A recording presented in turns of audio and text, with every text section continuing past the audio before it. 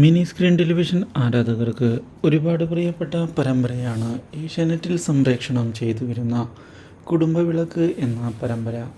TRP റേറ്റിംഗിൽ ഇപ്പോൾ ഈ പരമ്പര 2ാം സ്ഥാനത്ത് തിരികെ എത്തിയിരിക്കുകയാണ്. പരമ്പരയുടെ സീസൺ 2 ആരംഭിച്ചതിനെ തുടർന്ന് ഒരുപാട് വിമർശനങ്ങൾ ഈ പരമ്പരയ്ക്ക് നേരിടേണ്ടതായി വന്നിരുന്നു. എന്നാൽ ഇപ്പോൾ പ്രേക്ഷകർ അഭിനേതാക്കളെ സപ്പോർട്ട് ചെയ്തുകൊണ്ട് മുന്നിലേക്ക് കടന്ന് വന്നിരിക്കുകയാണ്.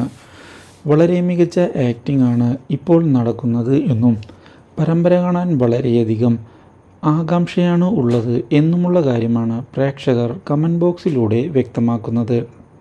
ഇതിനിടയിൽ പുതിയൊരു വഴിത്തിരിവ് വന്ന് സംഭവിച്ചിരിക്കുകയാണ്. ഒടുവിൽ പ്രതീഷ് ജയിലിലാണ് എന്നുള്ള കാര്യം തിരിച്ചറിയുകയാണ് നമ്മുടെ സുമിത്ര.